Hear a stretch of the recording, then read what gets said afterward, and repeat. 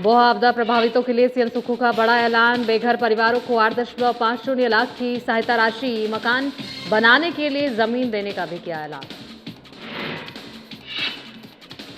NEET मामले पर नरेश चौहान ने बीजेपी पर बोला हमला, कहा छात्रों को हल्के में लेना केंद्र को भारी पड़ा। हिमाचल में एक भी पेपर लीक नहीं होने का किया दावा।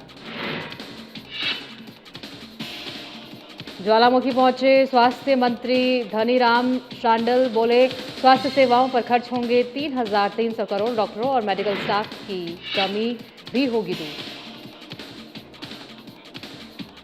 मंत्री राजेश धर्माणी ने ओपन कबड्डी टूर्नामेंट का किया शुभारंभ, कहा युवाओं को नशे से दूर रखने में खेलों की अहम भूमिका। घुमारवी में बनेगा 25 करोड़ की लागत से इंडोर स्टेडियम। एटीएस जीपीएस के विरोध में सड़कों पर उतरे टैक्सी ऑपरेटर, मुख्यमंत्री से मिलने की नहीं मिली इजाजत, प्रदेश सरकार के खिलाफ जमकर किनारेबाजी।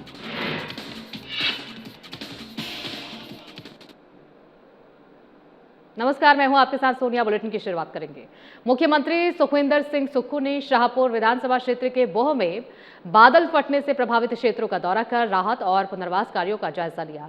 इस दौरान उन्होंने राजकीय वरिष्ठ माध्यमिक विद्यालय बोह में बनाए गए राहत शिविर का निरीक्षण किया और प्रभावित परिवारों से मुलाकात कर उनकी समस्याएं सुनी। मुख्यमंत्री ने घोषणा की कि जिन परिवारों के घर पूरी तरह से नष्ट हो गए हैं उन्हें मकान निर्माण के लिए 7,50,000 रुपए और घरेलू सामान, कपड़े व बर्तन खरीदने के लिए 1 लाख रुपए की आर्थिक सहायता दी जाएगी। जिन परिवारों के पास घर बनाने के लिए भूमि नहीं है उन्हें सरकार आवश्यकता अनुसार सरकारी भूमि भी उपलब्ध कराएगी। उन्होंने बताया कि आपदा में गाय या भैंस की मौत होने पर 55,000 रुपए प्रति पशु और बकरी की मौत पर 15,000 रुपए प्रति बकरी सहायता दी जाएगी। बाढ़ से क्षतिग्रस्त मकानों के लिए 1 लाख रुपए, जबकि दुकानों के नुकसान के अनुसार 50,000 से 1 लाख रुपए तक की राहत प्रदान की जाएगी। मुख्यमंत्री ने कहा कि फसलों के नुकसान पर किसानों को 5,000 रुपए प्रति कनाल मुआवजा मिलेगा। किराए के मकान में रहने वाले प्रभावित परिवारों को 5,000 रुपए प्रति माह किराया सहायता और 6 माह का मुफ्त राशन भी उपलब्ध कराया जाएगा। इस अवसर पर मुख्यमंत्री ने रिडकमार प्राथमिक स्वास्थ्य केंद्र को सामुदायिक स्वास्थ्य केंद्र में अपग्रेड करने की घोषणा भी की।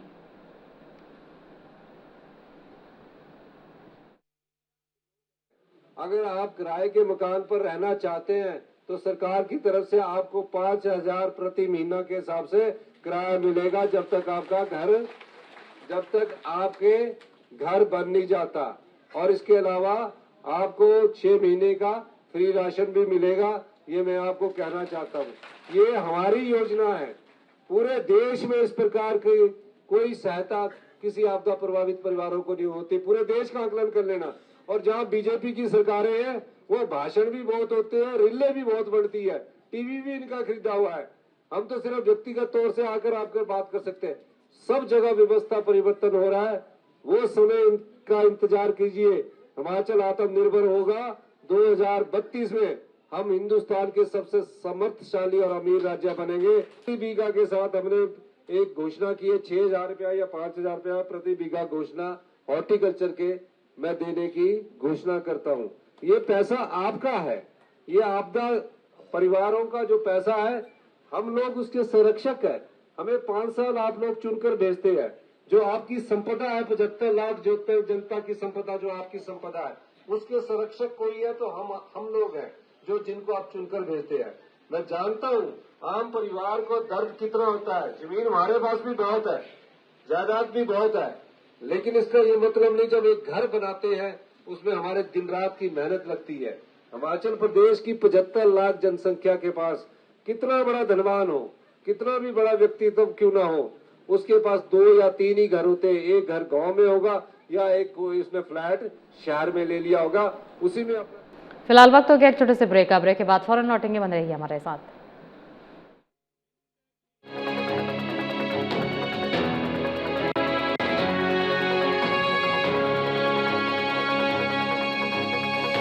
और फिर पता चलता है कि आप HIV पॉजिटिव हैं और आप डिप्रेशन में चले जाते हैं। एक मिनट, HIV हुआ कैसे? एक खतरनाक मच्छर के काटने से। एक मच्छर के काटने से HIV? इसीलिए तो कहते हैं लोग कहेंगे ये कंटेंट कुछ अलग है। वाकई बहुत अलग है राइटर साहब। अब मेरी बात को गौर से सुनिए। HIV फैलता है अनप्रोटेक्टेड सेक्स से। यूज्ड सिरिंजेस, नीडल्स और इंक से और अनसेफ ब्लड ट्रांसफ्यूजन से और गर्भवती HIV पॉजिटिव मां से उसके होने वाले बच्चे को। और एक बात, किसी भी HIV पॉजिटिव इंसान से हाथ मिला के, उनसे गले लग के या एक ही थाली में उनके साथ खाना खाने से HIV नहीं फैलता। आप जैसे लोगों की वजह से मिस इन्फॉर्मेशन फैलती है। जागरूक बनिए, HIV STI से बचिए और मिस इन्फॉर्मेशन नहीं, जानकारी बांटिए।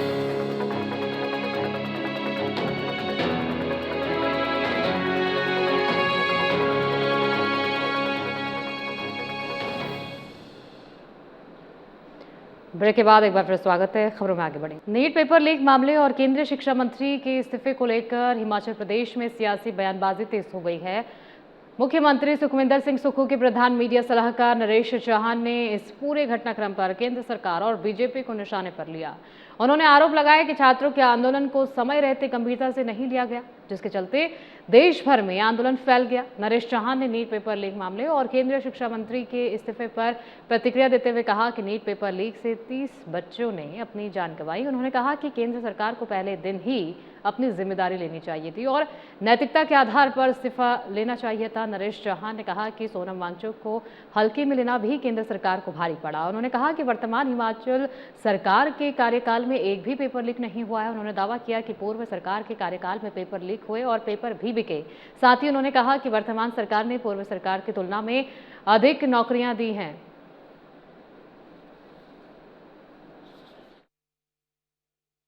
कि देश के अंदर पिछले दिनों जो माहौल था, विशेष तौर पे जो नीट का पेपर लीक हुआ था, जिसमें 23 लाख के करीब विद्यार्थी थे जो वो पार्टिसिपेट करने वाले थे, या उनके पेरेंट्स लाखों की संख्या में। आप समझे कि नीट हमारा एक बहुत बड़ा राष्ट्रीय स्तर का एग्ज़ाम होता है और जिसमें कंडक्ट करने के लिए पूरी जिम्मेवारी भारत सरकार की रहती है। और इस एग्ज़ाम के लिए जो स्टूडेंट्स हैं वो कम से कम 3 से 4 साल तक प्लानिंग करते हैं और मेहनत करते हैं। जिस तरह से बाद में 12 बजे अपना वीडियो डाल के आपके पास जब इंटेलिजेंस की पूरी रिपोर्ट आ गई कि ये आंदोलन तो दिल्ली जंतर मंतर तक नहीं रहा है, उससे बड़ा आंदोलन तो दूसरे राज्यों में हो रहा था और लाखों की संख्या में लोग, बच्चे इसमें और युवा साथी जुड़ रहे थे, उनकी भावनाओं को समझने के लिए जो ये जनरेशन है, इनको समझने के लिए मुझे लगता है कि अब 75 साल के व्यक्ति को उनके साथ कनेक्ट करने का कोई लॉजिक नहीं है। हिमाचल प्रदेश के स्वास्थ्य एवं परिवार कल्याण मंत्री धनीराम शांडिल ने विश्वविख्यात शक्तिपीठ श्री ज्वालामुखी मंदिर पहुंचकर मां ज्वाला के दर्शन किए और विधिवत पूजा अर्चना कर प्रदेशवासियों की सुख समृद्धि की कामना की। मंदिर प्रशासन और पुजारियों की ओर से उनका पारंपरिक स्वागत किया गया। दर्शन के बाद स्वास्थ्य मंत्री ने मंदिर परिसर स्थित मोदी भवन, शयन भवन और योगिनी कुंड में भी माथा टेका। इस दौरान मीडिया से बातचीत में धनीराम शांडिल ने कहा कि मुख्यमंत्री सुखविंदर सिंह सुक्खू के नेतृत्व में प्रदेश सरकार स्वास्थ्य सेवाओं के आधुनिकीकरण पर विशेष ध्यान दे रही है। उन्होंने बताया कि स्वास्थ्य क्षेत्रों को मजबूत बनाने के लिए करीब 3,300 करोड़ रुपए खर्च किए जा रहे हैं। इसके तहत अस्पतालों में आधुनिक चिकित्सा उपकरण उपलब्ध करवाए जा रहे हैं। उन्होंने कहा कि प्रदेश में डॉक्टरों, नर्सों और मेडिकल स्टाफ की कमी को चरणबद्ध तरीके से दूर किया जा रहा है। स्वास्थ्य मंत्री ने बताया कि प्रदेश को 5 MRI मशीनें और एक PET मशीन मिल चुकी है, जिससे खासकर कैंसर मरीजों को बेहतर उपचार सुविधा मिलेगी। उन्होंने कहा कि सरकार प्रदेशवासियों को आधुनिक और बेहतर स्वास्थ्य सेवाएं उपलब्ध करवाने के लिए प्रतिबद्ध है।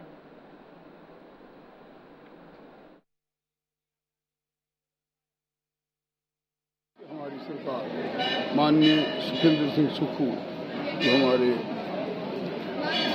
मुख्यमंत्री हैं, उनका विशेष ध्यान इन 2-3 क्षेत्रों में रहता है। सबसे सर्वोपरि मैं समझता हूँ स्वास्थ्य, जो मैं स्वयं देख रहा हूँ। स्वास्थ्य सेवाओं में अभी तक 3,300 करोड़ रुपए के हमने आधुनिक प्रणाली के जितने भी हमारे आने चाहिए, मतलब जो साधो सामान या जो भी कह लो उपकरण इत्यादि वो हैं, वो आ भी चुके हैं, आ भी रहे हैं और इससे ज़्यादा और आने बाकी है। हमारे पास लगभग बड़ी कमी थी डॉक्टरों की, नर्सेज की, पैरामेडिक की, वो सब धीरे धीरे हम पूरी करें। लगभग 80% तक हम पहुंच चुके हैं, जो मैन पावर पूरी हो जाएगी। मेरा मानना है कि मैंने अभी कोई 2-3 हफ्ते जो मीटिंग ली थी, उसमें 107 हमारे स्वास्थ्य केंद्र हैं, प्राइमरी हेल्थ सेंटर को बोलते हैं, उनमें सब में एक एक डॉक्टर की नियुक्ति की गई और अगर कोई नहीं जाएंगे तो उन्हें अनुशासन अस्पताल। तकनीकी शिक्षा मंत्री राजेश धर्माणी ने बिलासपुर के घुमारवी स्थित भगेड़ में कृष्णा कबड्डी एकेडमी द्वारा आयोजित ओपन कबड्डी टूर्नामेंट का शुभारंभ किया। इस दौरान उन्होंने कहा कि युवाओं को नशे से दूर रखने और खेल संस्कृति को मजबूत करने में खेलों की अहम भूमिका है। राजेश धर्माणी ने कहा कि प्रदेश सरकार खिलाड़ियों को बेहतर सुविधाएं उपलब्ध करवाने के लिए लगातार प्रयास कर रही है। खिलाड़ियों को पुरस्कार राशि, डाइट मनी, यात्रा भत्ता और सरकारी नौकरियों में आरक्षण जैसी सुविधाओं का लाभ दिया जा रहा है ताकि वे राष्ट्रीय और अंतर्राष्ट्रीय स्तर पर प्रदेश का नाम रोशन कर सके। उन्होंने बताया कि घुमारवी में करीब 25 करोड़ रुपए की लागत से आधुनिक इंडोर स्टेडियम और स्विमिंग पूल का निर्माण किया जा रहा है। इसके अलावा बिलासपुर में 3.5 करोड़ रुपए से फुटबॉल मैदान बनाया जाएगा। मोरसिंघी में हैंडबॉल स्पोर्ट्स हॉस्टल और घुमारवी में 100 छात्रों की क्षमता वाला मल्टी स्पोर्ट्स गर्ल्स हॉस्टल स्थापित किया गया है। मंत्री ने कहा कि एकेडमी अब तक 500 से अधिक खिलाड़ियों को प्रशिक्षण दे चुकी है। टूर्नामेंट में 15 टीमें हिस्सा ले रही हैं, जिसमें विजेता टीम को 21,000 और उप विजेता टीम को 15,000 रुपए की पुरस्कार राशि दी जाएगी।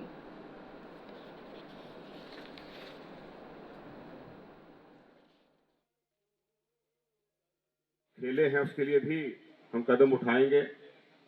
पिछले दिनों माननीय मुख्यमंत्री जी जब घुमारवी हैंडबॉल के नेशनल टूर्नामेंट के समापन पे आए थे तो उसमें उन्होंने 2 हॉस्टल जो हैं वो स्वीकृत किए हैं। एक मोरसिंगी के जो स्कूल है वहाँ पे हैंडबॉल का 48 लड़कियों के लिए जो है वो स्पोर्ट्स हॉस्टल स्वीकृत किया है और दूसरा घुमारवी में मल्टी स्पोर्ट्स गेम्स के लिए जो है वो एक गर्ल्स हॉस्टल वहाँ के लिए भी सैंक्शन हुआ है जिसमें 100 सीट्स होंगी। ये भी हमारे बच्चों के लिए एक अच्छी सुविधा आने वाले। फिलहाल वक्त हो गया एक छोटे से ब्रेक का। ब्रेक के बाद फौरन लौटेंगे, बने रहिए हमारे साथ।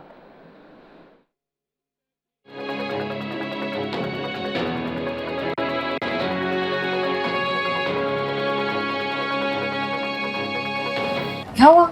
सब ठीक है? Rohan is HIV positive. Rohan HIV positive है? कल ही तो मिले थे सब उससे। कहीं हम भी तो? चुप कर, हम तो फिट हैं। हमें HIV क्या कुछ नहीं हो सकता। Prajakta Kohli. Hi ma'am. Big fan. आप कितनी स्मार्ट एंड फिट है। आपके वीडियोस देख के तो मजा ही आ जाता। मुझे मजा नहीं आया हमारी बातें सुन के। HIV, unprotected sex, use needles, syringes, tattooing, positive मास है बच्चों को और इन्फेक्टेड ब्लड के ट्रांसफ्यूजन से भी हो सकता है। स्मार्टनेस सिर्फ लुक से नहीं आती है, यहाँ से आती है। यदि आप इन कारणों में से किसी के भी संपर्क में आए हैं तो नजदीकी सरकारी अस्पताल या चिकित्सा केंद्र में तुरंत संपर्क करें। HIV का डर तभी मिटेगा जब हम मिस इन्फॉर्मेशन के वायरस से खुद को बचाएंगे। Be aware, be smart.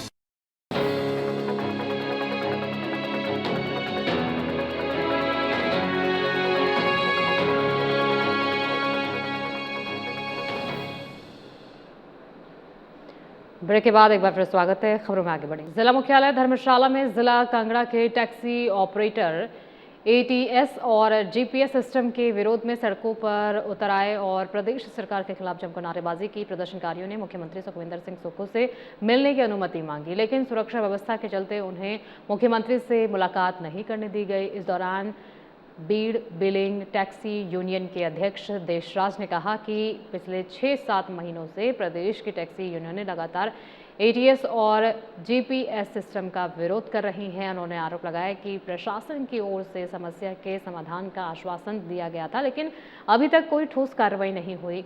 Deshraj ने कहा कि प्रशासन ने कमेटी का गठन किया, लेकिन कमेटी भी प्रभावी कदम नहीं उठा सकी। उन्होंने सवाल उठाया कि पूरे हिमाचल में ATS सिस्टम लागू है, लेकिन जिला कांगड़ा में इसे लेकर इतनी परेशानी क्यों हो रही है। उन्होंने चेतावनी दी कि अगर उनकी मांगें जल्द पूरी नहीं हुई तो आंदोलन को और तेज किया जाएगा और जरूरत पड़ने पर टैक्सी ऑपरेटर कोर्ट का दरवाजा भी खटखटाएंगे।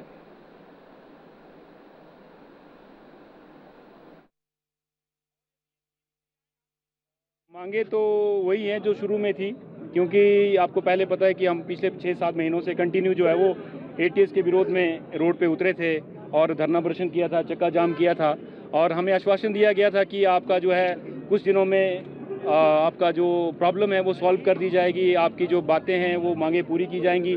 लेकिन वो वादे ही करते रहे। उसके बाद कंटिन्यू 2-3 महीने हम चक्कर काटते रहे और उसके बाद उन्होंने कहा कि हम एक कमेटी बनाएंगे और आपकी जितनी भी मुश्किलें हैं उनका हम लोग कोई ना कोई हल निकालेंगे। लेकिन वो कमेटी तो बनाई, लेकिन कमेटी ने आगे काम नहीं किया, और काम नहीं किया तो जो हमारा ATS सिस्टम है वो कंटिन्यू हमें इन्होंने चालू रखा, जिसके कारण हमें जो अपनी पासिंग के लिए जो है लंचगालियाँ जाना पड़ा।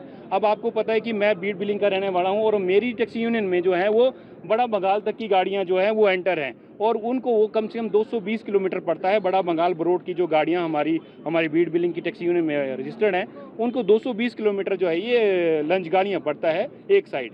तो आप खुद सोचो कि मेरे जो बीड़ बिलिंग और बड़ा बंगाल और बरोड वैली के जो चालक हैं वो कब वहाँ से चलेंगे, कब वहाँ पहुँचेंगे और कब वो पासिंग। फिलहाल वक्त हो गया एक छोटे से ब्रेक का। ब्रेक के बाद फौरन लौटेंगे, बने रहिए हमारे साथ।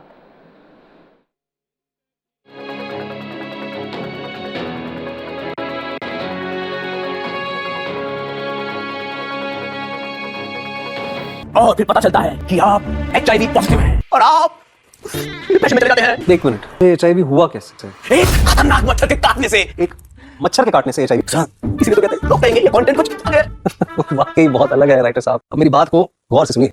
HIV फैलता है अनप्रोटेक्टेड सेक्स से, यूज्ड सिरिंजेस, नीडल्स और इंक से, और अनसेफ ब्लड ट्रांसफ्यूजन से, और गर्भवती HIV पॉजिटिव मां से उसके होने वाले बच्चे को। और एक बात, किसी भी HIV पॉजिटिव इंसान से हाथ मिला के, उनसे गले लग के या एक ही थाली में उनके साथ खाना खाने से HIV नहीं फैलता। आप जैसे लोगों की वजह से मिस इन्फॉर्मेशन फैलती है। जागरूक बनिए, HIV STI से बचिए और मिस इन्फॉर्मेशन नहीं, जानकारी बांटिए।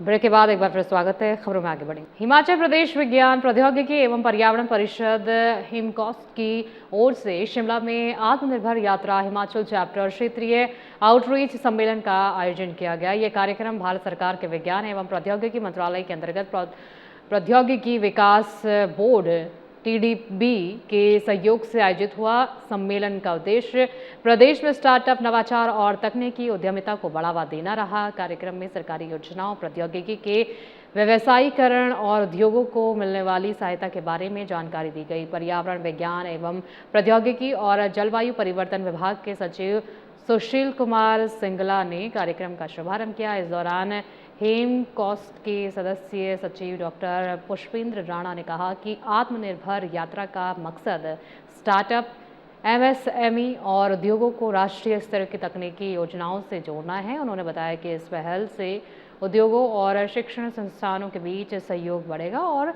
स्वदेशी तकनीकों के विकास व उनके व्यवसायीकरण को गति मिलेगी।